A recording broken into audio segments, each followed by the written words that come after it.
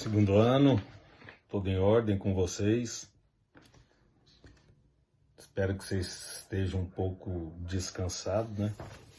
Semana cheia de coisa, de atividade, coisas que vocês tiveram que fazer.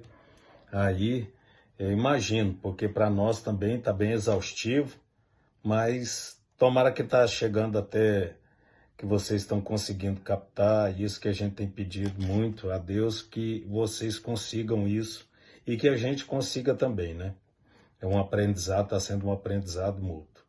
Dando uma continuidade aí agora em filosofia.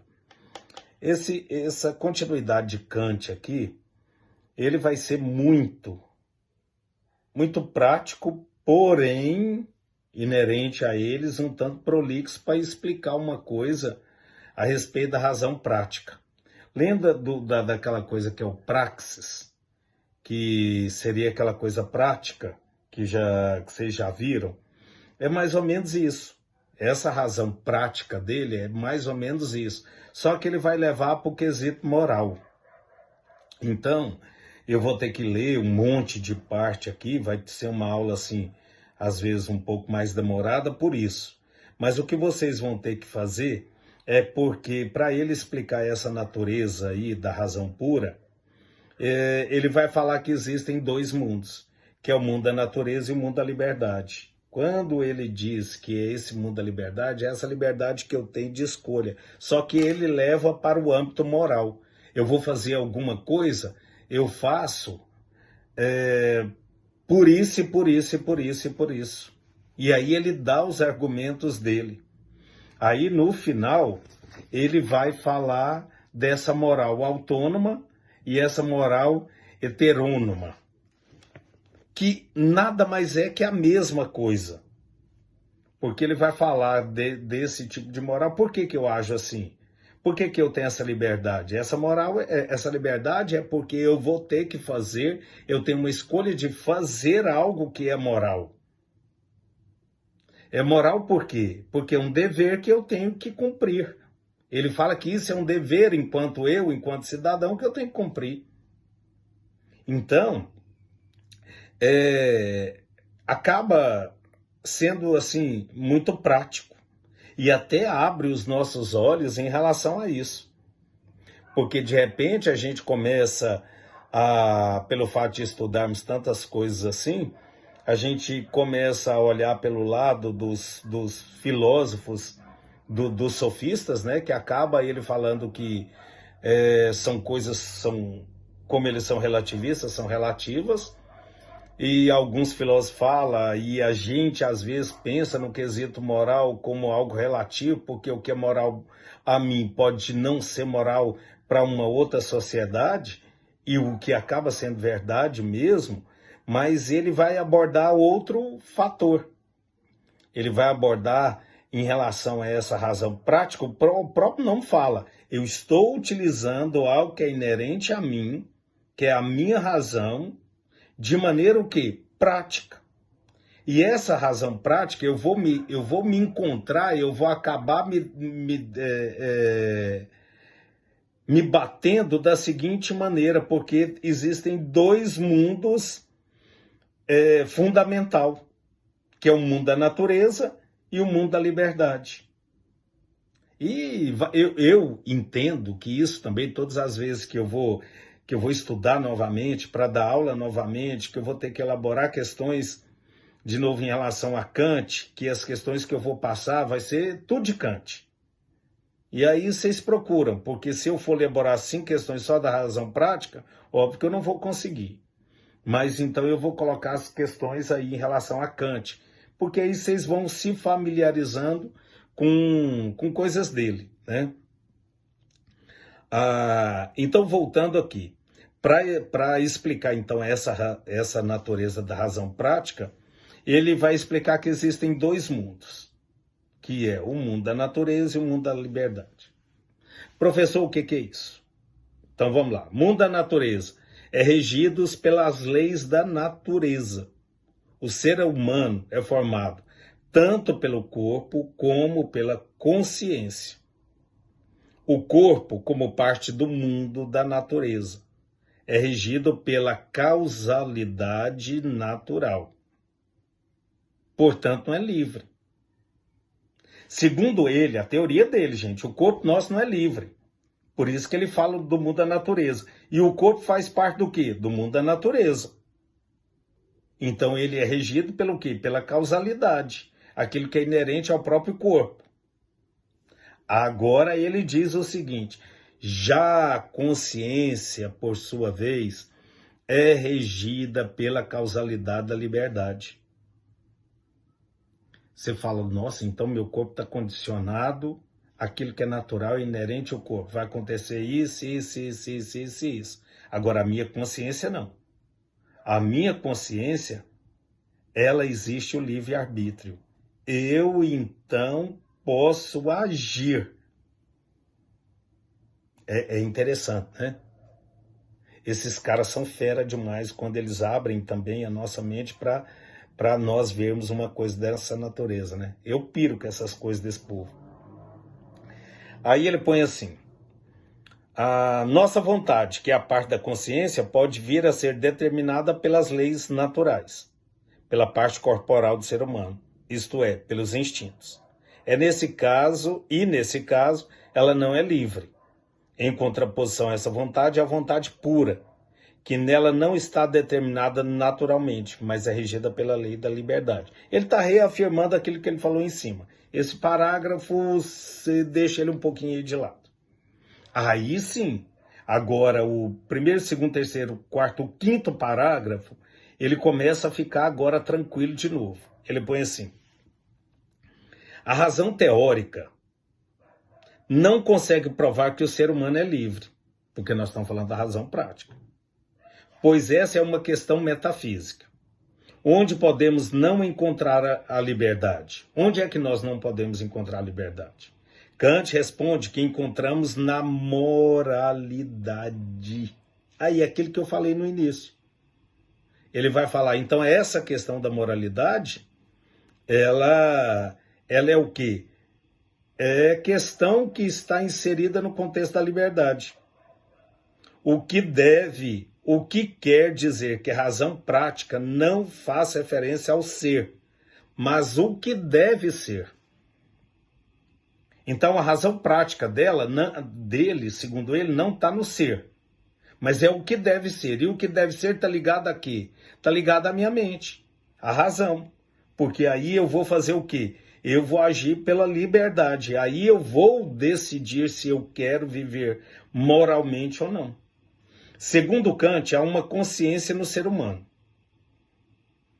E há o fato dessa consciência, a consciência do dever fazer. Sabemos muito bem, quando devemos fazer algo do ponto de vista moral, o homem sente-se responsável, sente na prática o dever, mesmo que não consiga provar tal fato especulativamente. Mas eu, enquanto ser humano, a partir então da liberdade que eu tenho, que é inerente à minha consciência, eu devo fazer aquilo que é moral. Isso aí é fera, né? É muito legal. Aí ele põe assim: esse dever de consciência, que é um fato sentido, supõe necessariamente que o ser humano seja livre. Em outras palavras, a liberdade aparece como uma ideia reguladora. Assim, devo agir como se fosse livre. Então ela vem para regular. Agora eu vou agir mediante a minha consciência de maneira moral, porque eu devo fazer. Por isso que ela põe assim, devo agir como se fosse livre. Mas é livre, não é antagonismo, não tem um paradoxo aí. Por quê? Porque segundo ele, eu escolho fazer. Mas eu tenho que fazer porque é uma obrigação minha fazer. Porque tem que ser assim. Ele não consegue desvencilhar aquilo. A liberdade parece como algo absolutamente certo, que é exigência da consciência do dever. Por quê? Porque eu tenho consciência do dever fazer aquilo que eu tenho realmente fazer, porque é moral. Kant chama essa consciência do dever de imperativo categórico. Ó a palavra, imperativo. Então, isso aí por quê? Porque eu tenho que fazer. Eu gosto mais dessas coisas. Eu fico doido quando tem essas coisas dessa maneira que eles colocam. Então, aí, olha aqui para vocês verem. Por exemplo, a coragem é um bem? Depende. Segundo ele. Você vai falar, uai, mas depende como? A coragem para fazer o mal não é um bem. Diante disso, é preciso procurar uma lei moral que seja boa em qualquer situação. A única coisa que é boa em si mesmo, o que Kant chama de boa vontade, é justamente a expressão do imperativo categórico.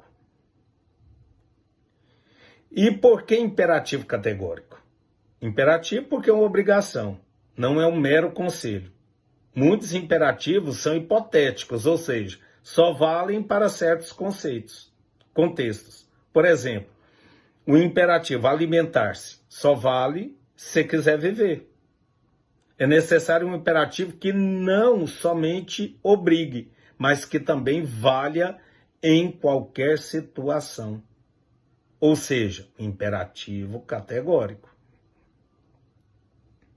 Atendemos a esse imperativo de justificativo para as nossas ações, podem tornar-se lei universal que seria válida para todos. Por isso que cai aquele negócio de relativismo no quesito moral. Porque ele fala, não, é obrigatório, é o que? É essa coisa que é categórica, é imperativo categórico. Agora, eu sou obrigado a fazer? Não, eu tenho que fazer, eu devo fazer.